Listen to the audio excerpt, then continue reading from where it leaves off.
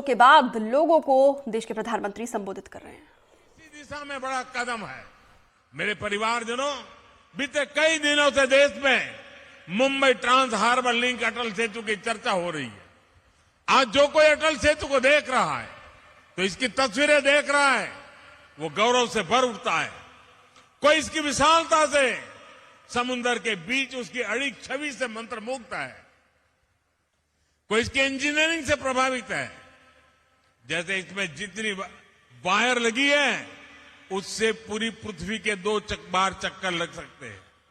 इस प्रोजेक्ट में जितना लोहा स्टील इस्तेमाल किया है उससे हावड़ा ब्रिज 4 हावड़ा ब्रिज और 6 स्टैच्यू ऑफ लिबर्टी का निर्माण हो सकता है। कोई इस बात से खुश है कि अब मुंबई और रायगढ़ की दूरी और सिमट गई है। जिस यात्रा में पहले कई घंटे लगते थे, अब वही यात्रा कुछ मिनटों में ही हो जाया करेगी। इससे नवी मुंबई के साथ साथ पुणे और गोवा भी मुंबई के और पास आ जाएंगे। इस ब्रिज को बनाने में जापान ने जो सहयोग किया है उसके लिए मैं जापान सरकार की विशेष रूप से आभारी हूं। मैं आज अपने प्रिय मित्र स्वर्गीय शिंजो आबे को जरूर याद करूंगा। इस ब्रिज के निर्माण को जल्द से जल्द पूरा करने का संकल्प हम दोनों ने मिलकर लिया था। लेकिन साथियों, अटल सेतु को हम इतने सीमित दायरे में नहीं देख सकते। अटल सेतु भारत की उस आकांक्षा का जयघोष है जिसका आह्वान साल 2014 में पूरे देश ने किया था।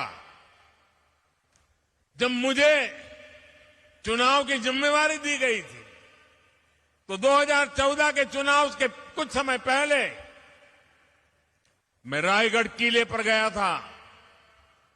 छत्रपति शिवाजी महाराज की समाधि के सामने बैठ करके कुछ पल मैंने बिताए थे उन संकल्पों को सिद्धि में बदलने की, उनकी इच्छा शक्ति, जनशक्ति को राष्ट्र शक्ति बनाने की उनकी दृष्टि थी। सब कुछ मेरी आंखों के सामने और आशीर्वाद बनकर के आया था।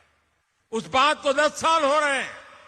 इन 10 वर्षों में देश ने अपने सपनों को सच होते देखा है, अपने संकल्पों को सिद्धियों में बदलते हुए देखा है। अटल सेतु इसी भावना का प्रतिबिंब है। युवा साथियों के लिए यह नया विश्वास लेकर आ रहा है। उनके बेहतर भविष्य का रास्ता अटल सेतु जैसे आधुनिक इंफ्रास्ट्रक्चर से होकर ही गुजरता है। अटल सेतु विकसित भारत की तस्वीर है। विकसित भारत कैसा होने वाला है उसकी एक झलक है। विकसित भारत में सबके लिए सुविधा होगी, सबकी समृद्धि होगी, गति होगी, प्रगति होगी। विकसित भारत में दूरियां सिमटेगी, देश का कोना कोना जुड़ेगा। जीवन हो या आजीविका, सब कुछ निरंतर बिना रुकावट के चलेगा। यही तो अटल सेतु का संदेश है। मेरे परिवारजनों, बीते 10 वर्षों में भारत बदल गया है। इसकी चर्चा खूब होती है। बदले हुए भारत की तस्वीर तब और साफ हो जाती है जब हम 10 वर्ष के पहले भारत को याद करते हैं। 10 साल पहले हजारों लाखों करोड़ रुपए के मेगा स्कैम्स की चर्चा होती थी।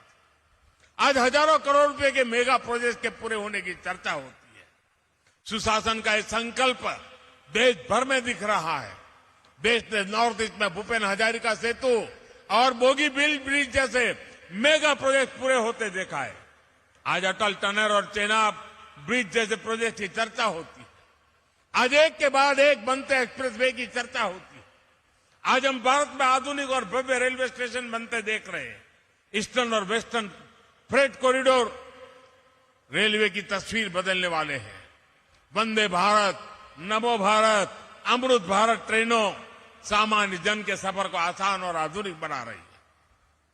आज हर कुछ सप्ताह में देश किसी न किसी कोने में नए एयरपोर्ट का लोकार्पण होता है।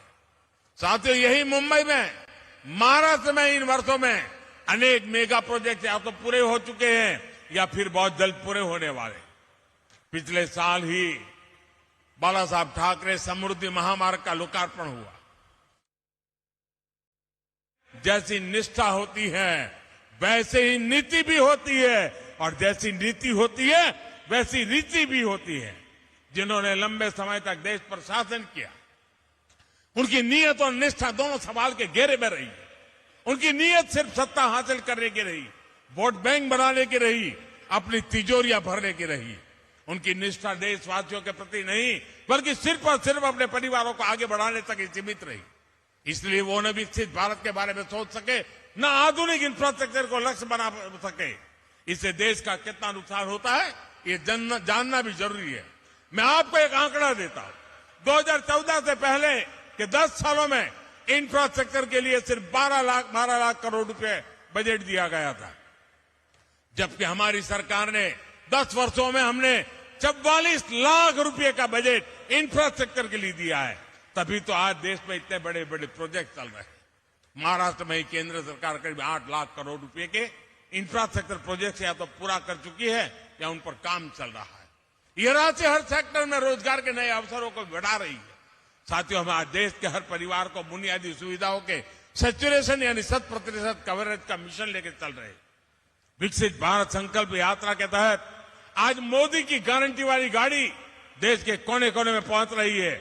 मोदी की गारंटी वहां से शुरू होती है जहां दूसरों से उम्मीदें खत्म हो जाती हैं। हमारी बहनों बेटियों ने तो ये सबसे अधिक अनुभव किया है। गांव या शहर, साफ सफाई से लेकर पढ़ाई, दवाई और कमाई, हर योजना सबसे अधिक लाभ हमारी माताओं बहनों को हुआ है। पीएम जन औषधि केंद्रों पर 80% डिस्काउंट के साथ दवाई दी जा रही है। मोदी की गारंटी गरीब परिवार की बहनों को पक्का घर देने की है। जिन्हें पहले किसी ने नहीं पूछा, उन्हें पहली बार मोदी ने पूछा है। उन्हें बैंकों से मदद दिलवाई है। पीएम स्वनिधि योजना से यहां मुंबई के भी हजारों रेहड़ी पटरी वाले भाई बहनों को फायदा हुआ है।